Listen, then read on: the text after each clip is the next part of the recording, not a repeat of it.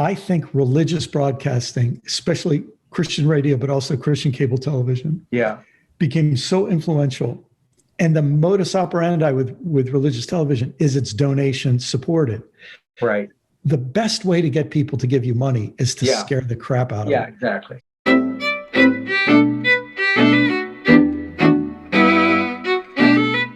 Hi, this is Frank Schaeffer, and you are joining Brian McLaren and me on my Facebook page. We are also recording this, so if you see this and hope that you can share it with someone else, you can just direct them back to the page and we can watch it again there. Brian is an author, but also a very good and old friend of mine who has interviewed me a number of times in other contexts. Today, we're talking about his book, which we've already got posted here, and that is Faith After Doubt. Brian has written a book that basically is to people like me, those of us who have been on these journeys from one place to another. And so, Brian, I just want to say welcome and thank you for being here today. Hey, Frank, you know, anytime I get to hang out with you, I'm a happy guy. And I also should say, you know, I wrote this book, Faith After Doubt, and then the sequel is called Do I Stay Christian? And so many times as I'm writing this book, I'm thinking, I'm just saying things that Frank Schaeffer has said over the years. So just feeling how much we're in sync. Yeah, and you know, I run into people who I've joked with you before saying, I kind of owe you a percentage of my royalties because you're always so kind in recommending my books. You actually put one in the back of this one saying people could read it. I'm not going to give the title because this is about this book, nothing I've written today. There's nothing hidden here. But let me just begin. I've got a quote here, a couple of quotes I'm going to throw into this mix that I want to read from the book. The origin of the word doubt helps name the pain. Doubt derives from the same roots as duo and double, suggesting that to doubt is to be in two minds, one that believes and one that doesn't. The two minds wrestle and writhe in tension, pulling you in two directions, leaving you in distress. And you put distress, D-I, then dash stress, distress, de-stress. You can see with the eyes of faith and you can see with the eyes of skepticism, leaving you with double vision or internal division. Again, DI and then dash vision, division. And I just think that sums up so well, not only why you wrote this book and who you're talking to, people who feel that passionately, but also to all of those people like me who have left the evangelical world, or it could be conservative Catholics or Muslims or other people who were brought up in a certain way. I think folks out there don't quite understand sometimes that when you walk away from that, what you were doubting is not just a testament of faith. You were doubting all the received reason you received from your parents, from your community, from your church, in addition to which you may have just slammed all those doors shut inadvertently because the kind of community I come from, you're either in or you're out. So with that preamble, I want you to tell us, Brian, about your book, the kind of people you're talking to, why you wrote this, and what it did for you in the process of writing, because obviously you're working out your own issues on the page. Yeah, exactly right. So interestingly, Frank, you know how when you write, some people know everything they're going to say when they write, but I have a feeling you and me are similar. You and I are similar in that I'm figuring out what I'm trying to say. I usually start with a question or a problem, and the writing process is my discovery process. Yeah. And one of the things that just became so clear to me as I worked on this is that doubt is not only an internal issue in our own brain, but doubt is a social issue because, just as you said, it puts us out of sync with the authority figures. And since almost all people almost all people who currently are involved in a religious community are involved in their inherited religious community. There are some people transfer, but by and large, people stay. That it puts them out of sync with all of the authority structures from their childhood, you know, who even give them a sense of identity. And the way I said it in one of the early chapters is that we human beings are herd creatures. And I think I just felt that more than ever as I wrote the book. So that's why I spent really the first third of the book just trying to detail how agonizing doubt can be for many people. Yeah. One of the things I love about the book is that without getting maudlin and too Oprah-esque about it, and by the way, Oprah, if you're watching this, still have me on someday, but and have Brian on too. But I didn't mean that. But I mean not being too introspective. You know, what I find is that the things that I like least about myself now as a 68-year-old grandfather that does childcare and daycare for 3 of my youngest grandchildren every day, which is my touchstone with reality. Yes.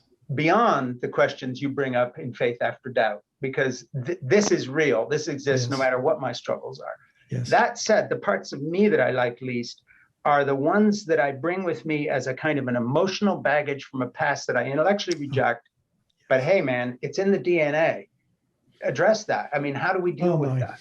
So it's interesting. I'm working now on the sequel to this, which is called Do I Stay Christian? And in one of the first chapters, I start by saying, you don't become a religious jerk on your own. It takes a religion to make you that way.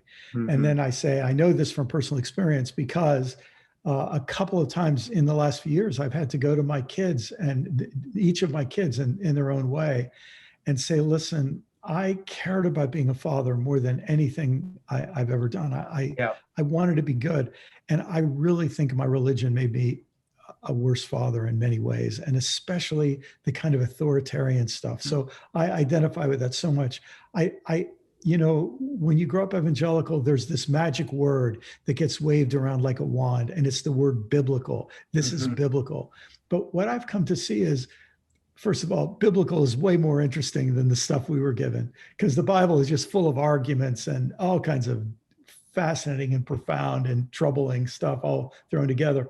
But what I was given wasn't biblical. It was authoritarian. Yeah, exactly. And I find the same experience. And, I've shared that with you personally when I've had the privilege of talking to you over the years. But I think that two things. I think a lot of folks looking in from the outside, using my old Christian term here, the secular people, which is ridiculous, of course, too, because they are also people of faith, just like anybody else in their own way. But I think that your book, I think that Faith After Doubt deals with, I think the brilliance of this book is that you deal with the real questions. So I guess what I'm saying is you must have these real questions to be trying to sort them through in a book. Whereas I find most writing on that you could call theological issues sets up, put it this way, I don't think there's anything worse as a writer to answer questions no one's asking. And I think that's most books about anything to do theological, with theological issues, because it's a very narrow spectrum. You seem to have a genius for asking the questions that other people are really asking, which is why I guess you connect with people like me and others. And I want to just talk about the process of you working that through and what it means to you to go back and read your book and proofs and so forth and get some answers out of your own material, or at least the ones that satisfied you while you were writing that.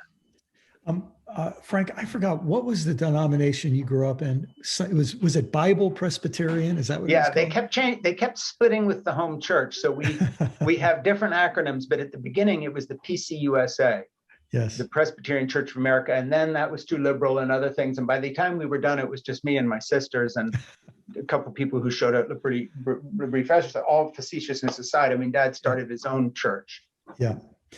Well, I grew up in this little sect called the Plymouth Brethren, which, if people have heard of it, it's usually through Garrison Keillor, and also Jim Wallace grew up in that background. And wonderful things about my heritage. That's one of the reasons I love your fiction so much. I just think, like your book, Saving Grandma, it just captures so many things about growing up in an odd but human religious family. Mm-hmm. So growing up Plymouth Brethren, I just thought, we are so weird and we are so different. It's one of the reasons I loved in your book, Portofino, you talk about the mortification the main character feels when his parents pray in public. And I remember that in a restaurant and so on. And I think my parents wanted to be witnesses. So sometimes my dad would really pray long in the restaurant. So there's all of these experiences that I just think are so idiosyncratic and so weird. But then you get older and you meet people from other backgrounds and you find out There are Catholic versions of the story. And then to my surprise, I remember a few years ago, I have a Hindu friend and we were talking, and he told me when he was a little boy, we had Bible story books, illustrated Bible story books. He had an illustrated Bhagavad Gita book. And his mother is reading, and there are these pictures, in the very stylized Indian and Hindu pictures where the gods are always blue. Yeah. And so my friend asked his mother, I've never seen a blue person before. Yeah.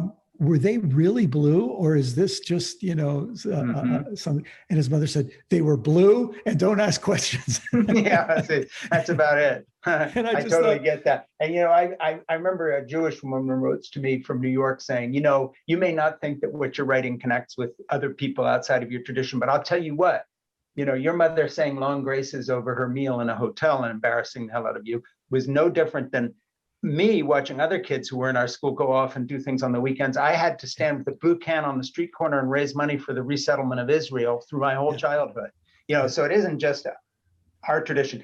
But one of the things I wanted to get to while we're looking at your book, Faith After Doubt, is the process of trying to figure out how you think your book intersects with this other evangelical exodus, which isn't people like you and me who left, but people who have turned into something else while still thinking they're in it, which seems to me what's happened in the Trump phenomena and continues now with 50-60% of the American public in the Protestant evangelical wing saying that they still don't accept the election result, or they're not getting vaccinations, whatever it may be. See, and comparing to what we knew as kids, this isn't, we left the evangelical community.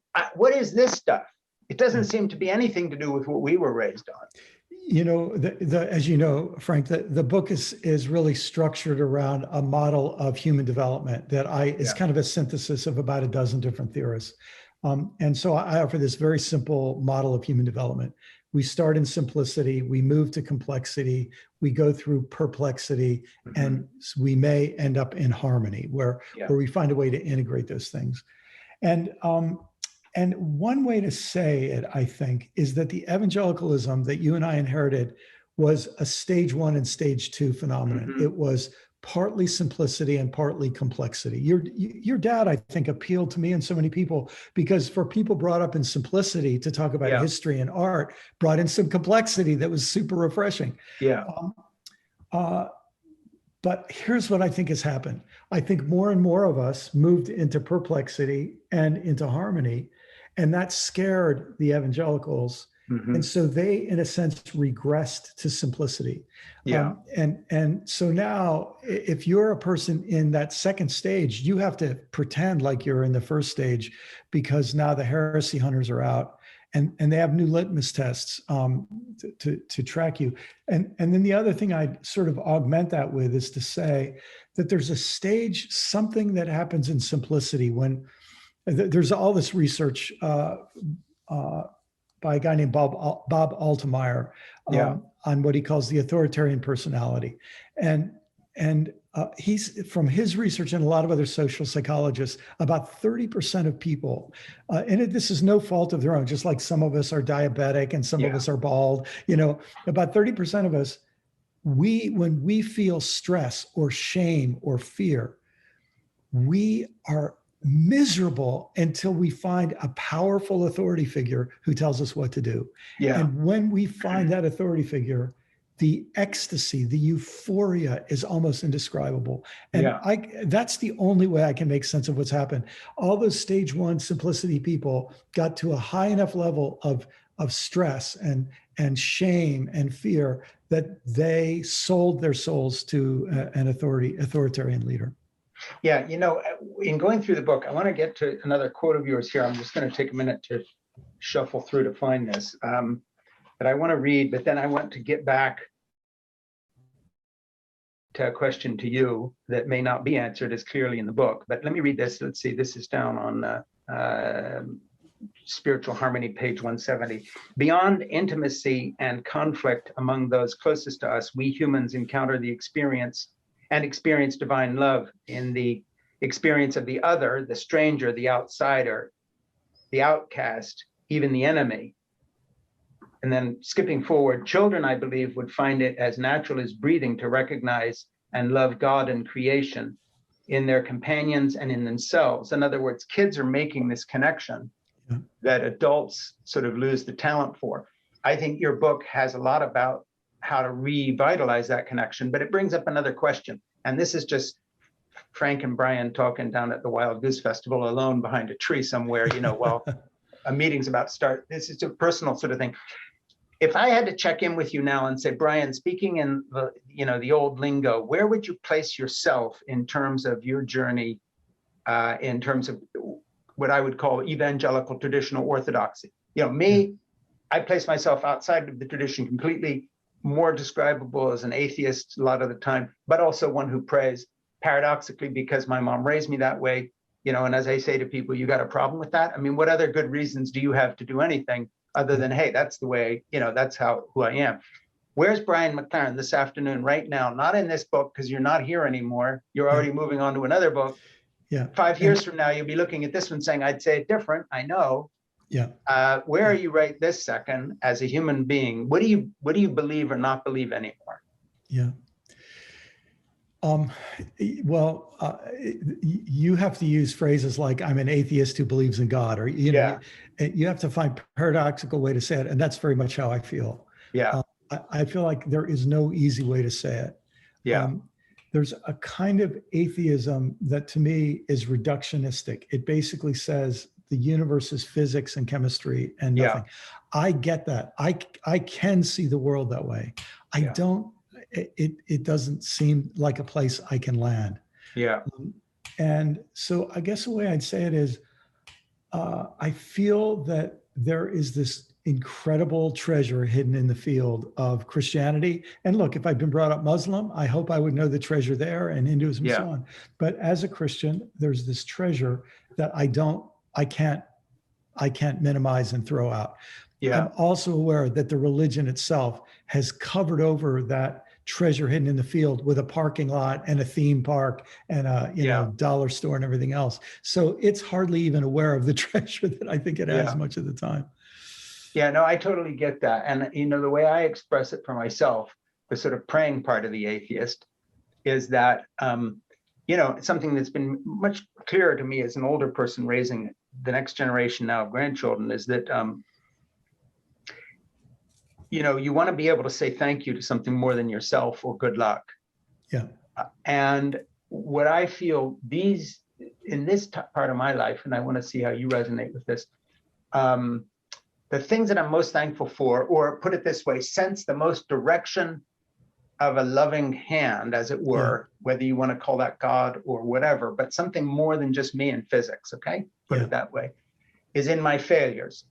Thank God I didn't get everything I wanted, because I now look back as having just celebrated my 51st wedding anniversary.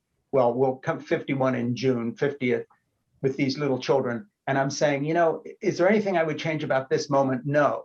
So there was only one path here. And that path included all the things I wanted most that didn't happen. Yes. And if they had happened, I'd be completely screwed, because I never wanted the right stuff, looking back for half my ambition. So, it's funny to say the reason I pray is because I want to thank God for my failures, but seriously, that's it.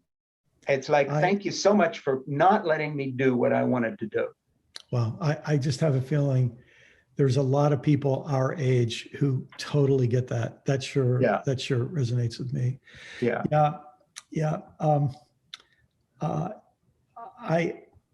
One of the interesting things that the Trump phenomenon did for a whole lot of us is a whole lot of us said, if that's Christianity and you want to call me a heretic or whatever, you can call me anything you want.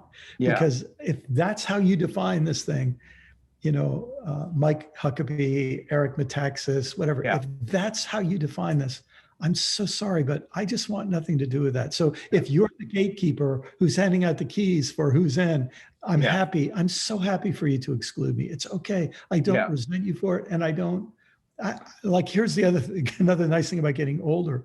I don't really feel bad about it at all. If you want same here.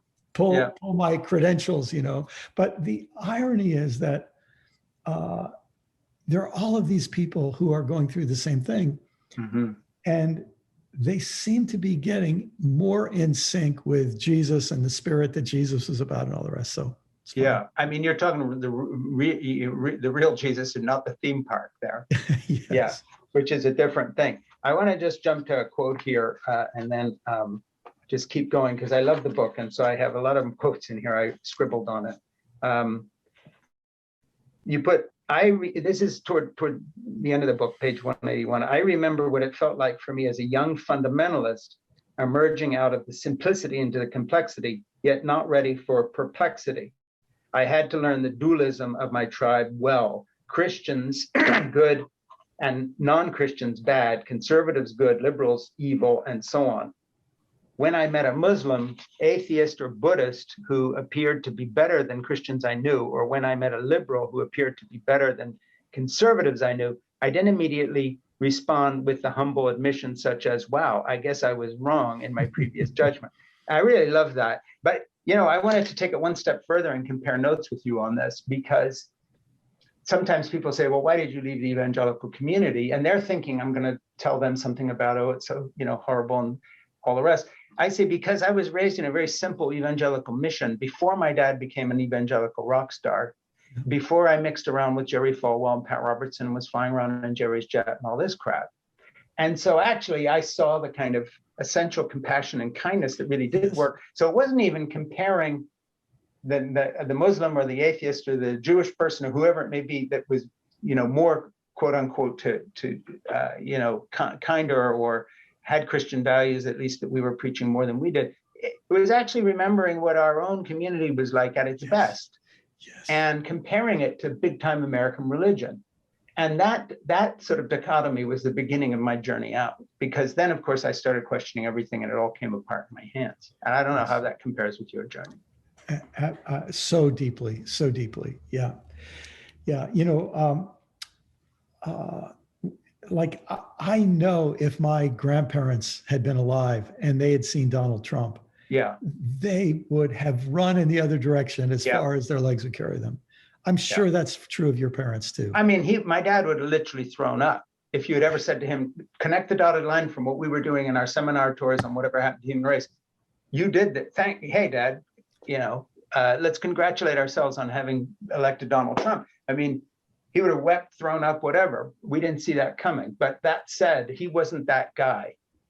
You know, a couple of years ago, I heard it within a couple of days, I heard Mike Huckabee say that your dad was one of his guiding lights. And Michelle Bachmann, I think, said he was one of her guiding lights. And I remember thinking, I wish I could raise your dad from the dead and let him go give a piece of his mind. I bet he could have had some things to say to them. Yeah, maybe a proof that there's no afterlife, or he would have come back and haunted them. You'd see them both running naked down the street after that appeared to them in the shower. That's funny to think about. But so there was this goodness, you know, there was this goodness in the whole thing.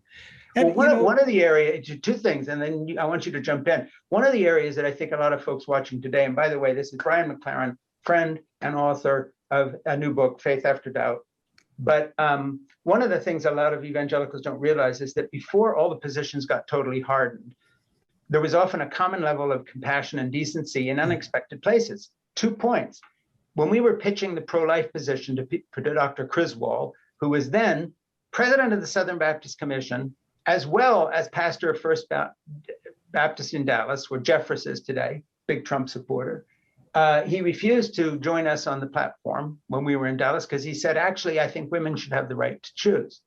Why? Well, he had Bible verses about if you cause a miscarriage and it's not deliberate and the baby dies, then you just pay a fine. But if the woman dies when you have an accident with her, then you know you're going to be killed yourself. He said, see, there's a difference, or the first breath people take. That has nothing to do with it, but I think people would be shocked to know that there were pro-choice evangelical leaders, including Dr. Billy Graham, who Dad and I sat down with 3 times personally at the Mayo Clinic where Dad was undergoing cancer treatment, begging Billy to get involved with us in our crusade. He wouldn't. He said, I can't go out and preach the love of Christ and also do this. I already got burned being too political with Nixon. Well, this is something that Franklin Graham doesn't put in his newsletter, that his dad was pro-choice. Okay, right. You don't hear that. Nor do you hear that Francis Schaeffer welcomed gay people at the Brie, had a lesbian secretary who was living in the back room with another woman. Nobody thought anything different. We didn't call it by the name. And it was all just, well, you know, they have their problem, but so do we. Dad never changed his theological position on, quote, homosexuality. But that said, on the ground, in his own ministry, it's where it counted.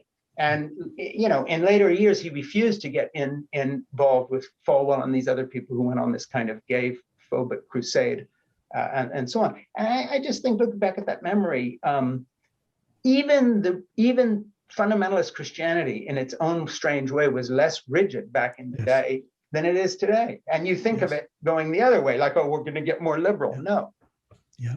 Wasn't like that. That's so true.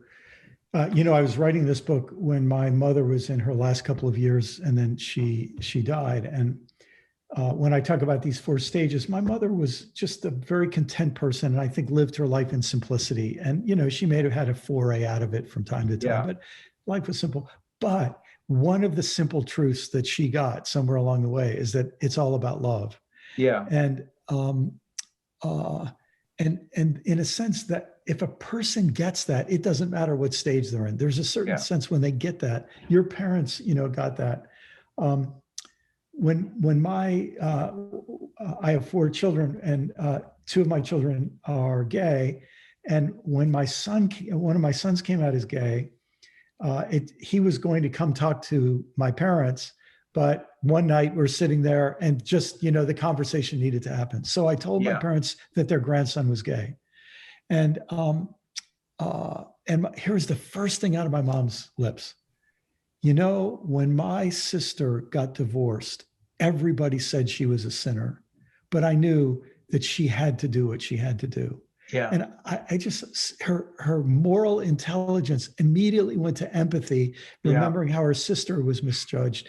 And and that seems to be just pushed aside in large part because of, I think, the other secret story here is that white supremacy has been this sort of covert religion behind an awful lot. Yeah, and I think the way I would think of it, and I wonder how it resonates with you, is just saying, I think a lot of individual evangelicals, even today, and certainly back in my day, were better than their theology. Yes, I say that about my mother all the time, and both of my parents. Yeah, it's a funny way to put it, but I mean, this is what you believe, but you're actually a better person than what you say you believe. I think that's part of it. And here's where it's so weird, but they found a way to take their theology and put the best spin on it. And what it feels like we have so much now is people take the same theology and find the worst things to emphasize. Yeah, I mean, you can pick and choose your way through the Bible. Stone a girl to death at the city gate who loses her virginity before marriage, and or forgive people. Yeah. And it's all in the same book, which is why, you know, the Bible says it's such a nonsense phrase. I'd like to know, you know, the Bible does these different threads say different things. One thing I'd like you to do, this is Frank Schaeffer. You're on my Facebook page. I'm talking to my friend Brian about his book, Faith After Doubt. Brian, if you were sitting next to someone on an airplane and they had never had any theological instruction or interest, and they weren't interested at all in your subject, but they liked you, and they said, just before the plane lands, give me a thumbnail. What's your book about? How would you describe this book? Well, let me answer another question, and then I'll come back to that one. Yeah.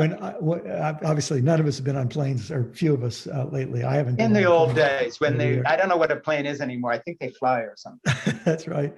But, you know, I'd be sitting next to somebody typing away on my laptop, and they'd say, what are you doing? I'd say, I'm a writer. What do you write about? I'd say, believe it or not, I write about religion and spirituality and Christianity. And then they'd like go, oh, okay, you know. But if they did want to get into conversation, and they say, well, what do you write about? I'd say, I try to teach religious people to stop hating each other, killing each other, and destroying the environment. So that's the way I would sort of answer that question. Yeah. But if someone asked me what this book is about, I would say it's helping people see that doubt is not the enemy of faith. Yeah. That pretending you don't have doubts is really the enemy of faith. And that would apply to a wider circle than simply religious faith. I think so. In fact, late in the book, I have this sentence, and I remember when I wrote it, I thought, this is maybe one of the most important sentences in the book. And I just said, only doubt can save the world. Because I have a friend who's totally secular economist. And we became friends because we spoke at some event, and when I meet somebody who knows more than I do, I try to find them and ask them, So I contact him every once in a while and say, help me understand this in economics. And he said to me a few months ago, he said, Brian, if you think religious fundamentalists are bad, you have not met an economic fundamentalist. Right. And you think, in order for us to save this world from environmental destruction, we have to have doubts about the standard rules of capitalism as it's now practiced. Yeah, absolutely. If we don't doubt it, we're doomed. Yeah, I want to bring up something that I've been thinking about a little bit, reading a little bit about too. It seems to me that, if the statistics are to be believed, there are less and less people going to church and so forth, less and less people really in religious communities. That doesn't mean that religion is gone, or that faith, superstition, astrology doesn't fill, the gap. But it would seem to me that the next step, political step, looking at the Republican Party and its big turn to the right, when you think of people like the Proud Boys and all this other stuff, and the storming of the Capitol, there were evangelicals involved in that. And without evangelical cover by people like Franklin Graham, Ralph Reed, Jeff Russ, and others, it wouldn't have happened, because that's why Trump was president. That said, I think there's an even bigger problem on the horizon, and that is the hate-filled right, without even the pretense of pretending you can appeal to the scripture. So a lot of these evangelicals like Franklin Graham would still argue that he is showing the love of Christ by standing up for whatever the hell he's standing up for. The next generation just shows up with an AR-15, and I wonder how you see. Forget the book for a minute. Just talking to you, Brian, as a wise man who knows a lot of stuff. What's the right wing look like over the trajectory of the next 5-10 years? I think it was a New York Times columnist, conservative columnist, Russ Douthat, who I very seldom agree with. Who said, if you don't like the religious right, if you don't like the Christian right, wait till you see the post-Christian right. And that's, I think, what you're saying. Here's the weird thing. People think they can get rid of God, and then the vacuum won't be filled. Right. But what tends to happen is, if you lose an absolute in the form of God, you get an absolute in the form of nation, or an absolute in the form of race, or an absolute in the form of economic system. And I think we're going to see the gloves come off on that more and more. I held an event where I live down here in Florida last summer, or I helped organize an event for electing Biden. And we had 75 Proud Boys arrive 2 hours early, block the entrances to our event, heckle us through the whole time, make obscene gestures and racist statements, and call us baby killers and all the rest. And I just thought, I do not feel safe. These people live in my town, and I just think, I don't feel safe. And January 6th showed us that where it goes. And I think that Trump, no Trump, whatever, one of the things we're going to see that Trump did in turning so much of evangelicalism into a personality cult with an authoritarian figure, populist, is that he will have accelerated the process of secularizing the evangelical movement. And not just because he's an adulterer and pays off porn stars. I don't mean that peripheral, trivial stuff. I mean the real deal, where the theology goes out the window. The faith is no longer in Christ. You're armed to the teeth. You're putting 1,000 rounds of ammunition in your dresser drawer. By any stretch of the imagination, this is not evangelical Christianity, even at its worst back in the day. So back then, you had to at least pretend to subscribe to, look, cruelty was not part of the deal. It was not part of the deal. And it's very hard. Well, I remember when Chuck Colson, someone who I had a bit of a relationship with, I remember when Abu Ghraib happened after the invasion of Iraq, and he basically said, I don't have a problem with kicking somebody in the gut or something like that. Now, maybe Eric Metaxas wrote that for him. I don't know. But there's this, and evangelicals began to have the highest percentage of people who support torture. And so the idea that when your nation or your race or your personal safety for you and people like you is your absolute, anything goes. And here's the vicious cycle. So many evangelicals and conservative Catholics have a persecution complex. They think everybody hates us. Well, guess what? If you're the meanest people around, people are going to not like you. Yeah, that's right. And so, I mean, there's a footnote here, and you're much nicer than to name names, but you did mention Metaxas. But I just think it's very ironic that Metaxas, who sort of built a bridge between the godless far right that Ross Douthat, how do you say Douthat? I think it's Douthat, but Douthat. Okay. Well, anyway, writes about, Metaxas wrote a biography of Dietrich Bonhoeffer, who gave his life standing up against the Nazi regime that was only there because of the compromise of Christian communities in Germany in the 1920s and 30s in so many different ways. It's easy to even Metaxas, and then before him, Colson, and in some ways, my dad unwittingly, Colson has been dead too, but he built these, these were people building bridges to an authoritarian regime that when you turn the page of their book to another section, they're saying about Bonhoeffer being a hero because he stood against this kind of stuff. I just don't get why anybody left in the evangelical community looks at a guy like Metaxas or what Colson did before, in building on that, or these people, and kind of sees in them any kind of Christian leadership left any more than they would in Donald Trump. I just don't get it. That's not a rhetorical question. I'm asking you for an answer. Well, I mean, I think there's probably 25 levels to it, but I'll tell you one that I'm pretty sure is important. I think religious broadcasting, especially Christian radio, but also Christian cable television, became so influential. And the modus operandi with religious television is it's donation supported. Right. The best way to get people to give you money is to scare the crap out of them. Yeah, exactly. So if you have 50, 60 years of religious broadcasting always being built by the devil and his evil forces, the communists are out to get us, then the secular humanists are out to get us, then the emergents are out to get us, then the leftists are out to get us. Then, I mean, the really funny one is Antifa is out to get us because Antifa is a, very small organization. And they totally fabricated a big enemy out of a very small organization but I know some of these people, by the way. When you build up enough fear, it really works. It raises money, but then you have a problem. They really are afraid. You've pumped so much fear into the system that now all of that stuff starts kicking in those parts of our brain that turns into cruelty and hate and happiness for violence because they actually convinced people of their shtick. It's a little bit like the faith healer who says, just pray and send me your donation and you will be healed. And so a person stops taking their chemotherapy because they believe. Or doesn't get vaccinated these days because Trump said it was a hoax. Now he's saying, get your vaccine. Too late. You told him it was a hoax. And you could imagine people don't get sued for this, but if you got sued, you could imagine the radio preacher saying, look, I never really expected anybody to believe what I said. Right. It's just a fundraising. It was just a scam. I didn't mean it. Well, that lawyer lady did say that in her defense when she did get sued. She said, no reasonable person would have ever believed what I was saying. And Alex Jones said the same thing. I mean, it's just great.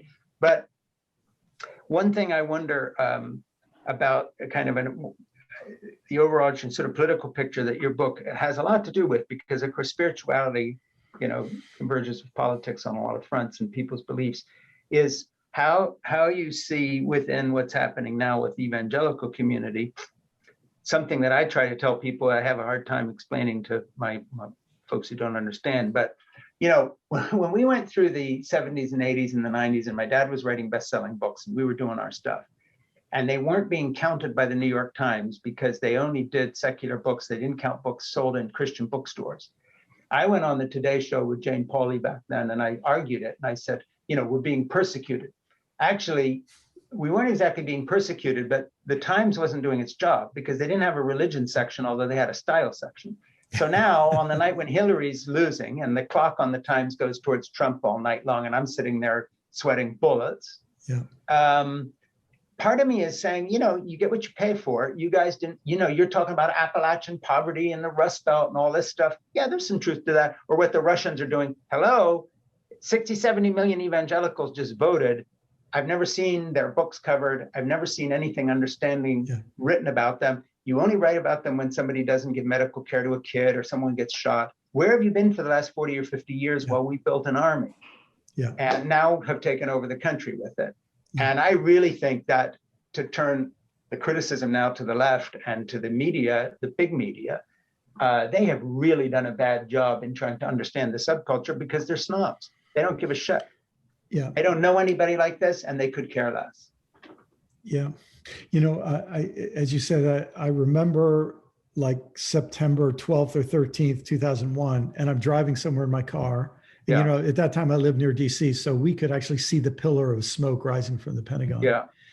And and there's a news, a press conference with some Pentagon official. And someone said, will our intelligence community be studying Islam? Yeah. And it was so out of character because I think he literally laughed. Like he said something like, that's not really our business to study Islam. Well, guess what? They found out they really needed to study Islam. Yeah. They needed to understand how Islam worked and how parts of Islam were hijacked by these extremists. And we're in the same situation. And I have friends in the intelligence community who give me some idea of what goes on behind the scenes. Yeah. On this, but there are militia. These Christian militia are out there accumulating guns, and people like Robert Jeffress talk. Well, and they're being told by the Christian radio stations and Fox News that the end is coming. The left is going to rise up and try to slaughter them. The victimology, you're already victims. They're going to take your kids away. The gays are going to do this to you. The blacks will do this to you. We got a couple of questions here I want to run past you. Donna asks this: in a small town where the church is everything, how does one cope with the huge loss of community after leaving the church? Which is a good point because you're talking to a lot of folks who have left the church. Now there's a loss of community. Good question, Donna. Yeah, all I can say is, in the book I talk about in stage 3, one of the things that happens in stage 3 is people are often kicked out of their communities and they need to find, I jokingly say they need to find some other alienated, critical thinkers. Yeah. Because you need people who know that you're not crazy and to engage in critical conversations. So somehow we have to find people. And the truth is, and in some places, they're very hard to find. But I'll tell you what I think is filling the gap now. It's things like this. People get connected, with you and the kinds of people you bring around. And then podcasts are doing it. Like the number of podcasts helping people grapple with deconstruction of their faith. Thank God for that, because it's a way for people to find each other and know they're not alone. Because we need to know, we need to know we're not alone. There's another question that sort of backs up on this in terms of who are we?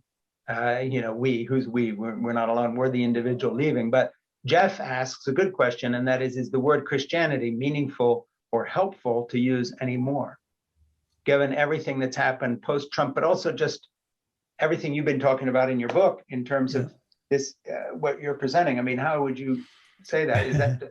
Is the word Christianity meaningful or helpful to use anymore? Thank you, Jeff.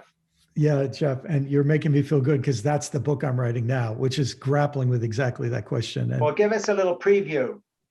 Well, if you've worked some of it out, because I know you work it out as you go. It's been a really rewarding. In fact, maybe I can tell you how I structure the book because it sort of reflects my thought process. Yeah. So the title is "Do I Stay Christian?" Part 1 is called "No," and I write 10 chapters on the best reasons I can think of not to stay Christian. Yeah. And then part 2. Now, let me stop you there. Stay Christian, identify as a Christian, or your own personal faith, no matter what you call yourself. What do you mean by that? Yeah, well, I mean, when people ask the question, they're usually talking about, do I affiliate? Do I identify? And then the second part is just called yes. And I basically say, here are 10 ways I think that you could know the reality of those first 10 chapters, because a lot of people just don't, Yeah. They don't know. We Christians have done such a good job of hiding our own history. And so we've got so many cover-ups and skeletons in the closet. But anyhow, here are 10 ways. And then the third part of the book is just called How. And the how is whether or not you stay a Christian, you're going to have to be a human being, and you're going to have to live somehow. When you say, I'm not going to be a Christian anymore, it doesn't mean you're now absolved from the question of how do I be a human being? And that to me is like, your letters to Lucy, you're getting beneath all of the labels, and you're saying, what kind of human being do you want to be? And if a person wants one good reason to stay Christian, that I could, if they want to, I would never pressure anybody, but if they want to, here's what I would say. There are so many bodies buried in the backyard of Christianity. And my great fear is that the worst could still be ahead of us. And so I might say, I just want to get away from this. Here's the problem. I'm an American, and there's so many dead bodies hit. Oh, crap. Do I have to leave and find another country? Oh, and you know what? I'm a man, and we men are such jerks sometimes. And I believe in democracy, but gosh, democracy's not looking so good right now, being owned by corporate interests. And at the end of the day, I'm a human being. And the fact is, the human race is pretty screwed up. So the fact is, if our instinct, I think our instinct is right. I don't want to support something that I think is harmful. Right. But I think you make a really good point, because basically, there's all these folks who think what we need to do next is colonize Mars. Good luck with that. Not very hospitable, but it seems to me that you and I have found something at the stage we're at in life in our grandchildren. And I've been doing all this childcare for these little, this 12-year-old and a 10-year-old and a 7-year-old since the 12-year-old was born here in my neighborhood. Jeannie, have done childcare. And the funny thing is that has cemented my commitment in not cutting and running. Yes. Because I am their grandfather, so I don't move to be more convenient, or because now in Canada I can get this or something, or France because I enjoy. You build a community and you make your stand where you are. Yes. Every day you get up and write, you make your stand, but even more so in the fact that this is what you do for your grandchildren. Yeah. And it isn't a stand for a perfect world. It's looking at the people in your most immediate community and your family and saying, okay, but on this, we're going to stand up. And I feel the same about Christianity. I describe myself as an atheist who believes in God. I am an atheist in many, many ways. I still go to my local Greek Orthodox church, or will again when we completely fully open. Why? I don't have any sentimental connection. I'm not Greek. I love the liturgy. Aesthetically, it pleases me. But I'm part of a community. And in those moments when I am involved in the liturgical worship cycle, I can't describe exactly what it is I'm feeling or not feeling. But I know one thing. I'm not going to stop having that connection with something, an aspiration, if nothing more, for something more than who I am. And I'm not giving that up. And I think I feel that we all need to make our stand exactly where we are. You don't run away, you don't retire, you don't turn your back, you don't go away. You make your stand where you are. And what you want to call that is another point. Mark says, how do we purge the police and the military of Christo-fascism? Good point, because there's a lot of evangelical kind of influence in that. What do you think about that? I'd love to. Do you have any thoughts on that? Because I know you've got some history. Well, I know one thing for sure. The police unions don't have any claim to moral high ground, and the first thing is to make police accountable. But the second thing is, out of sympathy for the police, to start recognizing that 4 times more policemen die every year in America from suicide than are killed in the line of duty.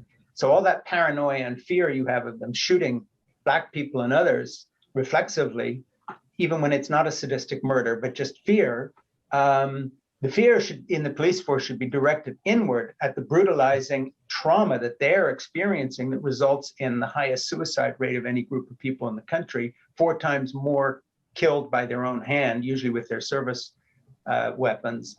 And so I think that part of the way is to begin to try to reach out, I'm sorry to sound so hackneyed here, but with the kind of Christian love you describe, on an individual basis, because these people obviously are living in fear and have a heavy level of PTSD. And then on the political side, we have to vote for people who hold them accountable. Do you have any thoughts on that? No, I love what you said. There's a anti-racism activist named Resmaa Menakem who when he talks about people, he talks about white-bodied people, black-bodied people, and police-bodied people. Yeah. And when I hear him talk, the thing I really appreciate about many things I appreciate about him is he's ruthless in identifying the viciousness of white supremacy. Yeah. I mean, he doesn't cut any breaks to white supremacy, but he is so gracious with human beings. Yeah. And so he talks about white-bodied people, and he talks about the fact that it wasn't your fault that you were born with a white body.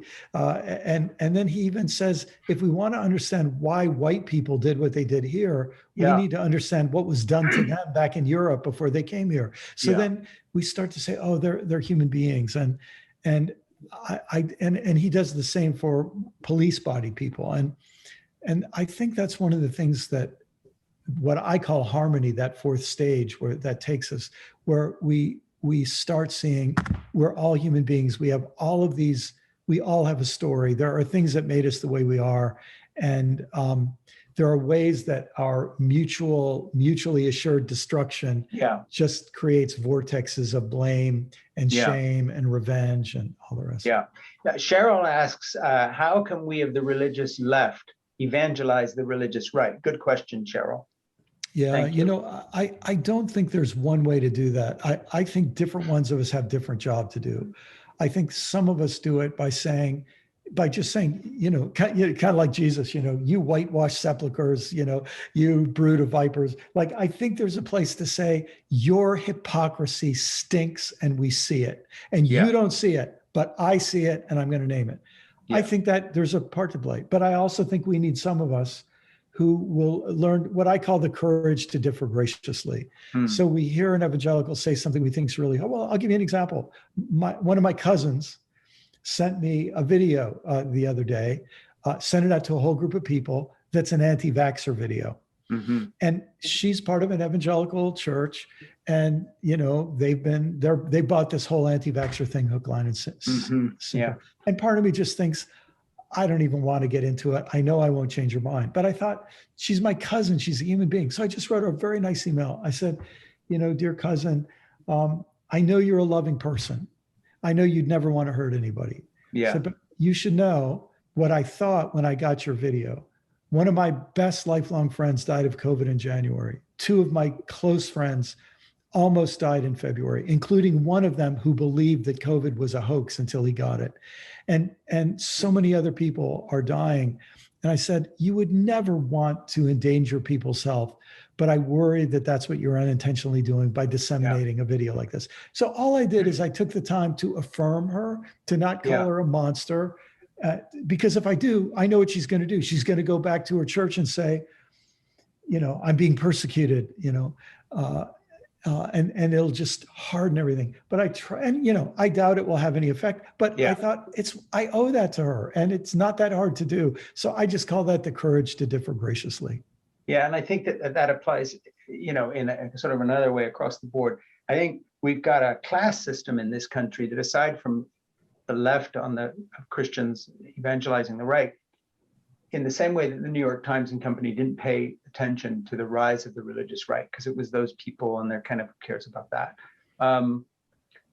I think that one thing that's a great shame is that we have kind of stratified the culture in that we do not have real connections with the working class person who has an intuitive sense, works with their hands. You know me, I do a lot of carpentry and masonry, and I build all my own stuff. And you do a lot of things with your hands too, I know that. I think it is such a shame that we have written off people that flew Trump flags in their yards, who is probably the guy next door who can actually figure out how to plow your drive and fix a leaking roof. If we had a little more appreciation for sort of a hands-on approach, doer approach to life, instead of this intellectualized view of things, I think there'd be less of a divide. I don't know how you feel about those class distinctions, but I think somehow, I can't articulate it, but I think they contribute to all of this. It's a really big deal. It's a really big deal. And one of the sad things, we both know from studying history, is that demagogues figure out how to manipulate every one of those. Deep in our history is the white Southern landowner, slave owners who pit poor whites versus poor blacks, so that if they can keep them fighting each other, they have them on their own. It keeps their power intact. And and if we could break through that class structure with a message of you might say the Christian left, you might be onto something, but it's got to be an actual solidarity. I mean, people respect other people who can work. How would you say J-O-S-E? Josie or Jose? I keep thinking probably Jose. I'm thinking. Okay, Jose, because see, I was brought up in Switzerland. In England, that's Jose. Yeah, I'm looking for the accent. But Jose asks a good question. He says, "Why is this the condition of the evangelicals we're talking about in your book, Faith After Doubt, in America, but not evangelicals in other parts of the world?" Do you think that's a true statement, or I think it's a good question? Like, say, compared to the UK, they're not as radicalized and crazy. But do you think, what we're saying applies more to the States, or is it everywhere? Well, I think the States, we have our own work to do, so we have to focus on us. I've traveled to 40 some countries. I know you have too. And the thing I'd say is there are places where the word evangelical doesn't carry the nastiness it does here. Right. But I'd also say, I think about, I was in Costa Rica and a woman heard me give a talk, and she came and said to me in Spanish, my husband and I joined the Prosperity Gospel Church. Our children will be atheists because they've watched the preacher get richer and us get poorer. And I think about a time I was in Africa and in Uganda, and where the biggest Christian hero is Benny Hinn, and one of the biggest. And she said to me, she said, I hate to say this, but I see Christianity in Uganda. I see certain kinds of Christianity in Uganda as a criminal enterprise. They're stealing money from the poor. So, which we have the same thing here. It's a criminal enterprise. Absolutely. I see that. In wrapping this thing up a little bit, just talking about Faith After Doubt with my friend Brian McLaren. I wanted to ask you for a last word and on something that concerns me, and that is that I care about politics in the next election. I think a lot of white Americans who don't know much about religion are naive in thinking that somehow the Hispanic vote is all going to go in the direction of Democrats on the basis of Republicans' racism, not realizing that many people coming in from other cultures are charismatic evangelical Christians or conservative Roman Catholics.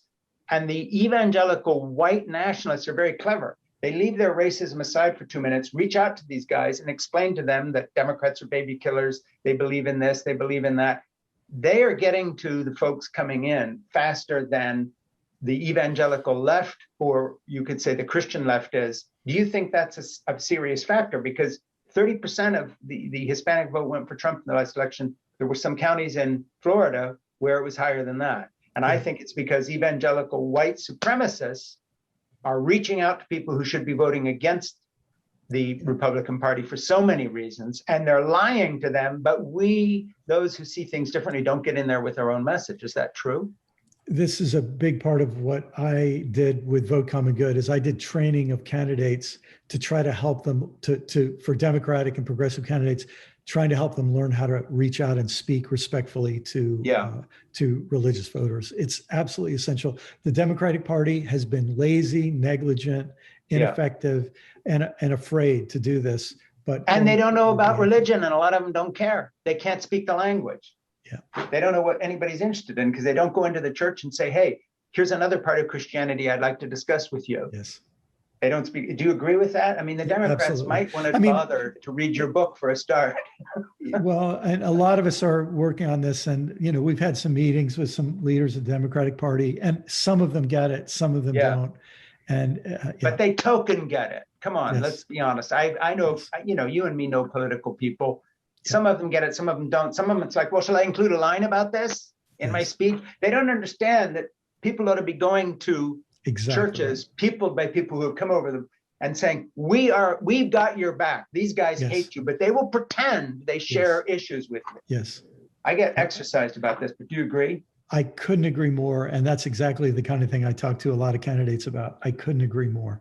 Well, speaking of talking to people, will you come back and do another talk with me after your vacation sometime and tell us more about the new book you're working on? I know when you go into your book, you don't want to be bothered doing this sort of thing necessarily, but no, I would love to do another one because I had a whole bunch of other things to ask you about, plus just a bunch of other stuff. And I've kind of, we've run out of time here, but would you come back and do this again?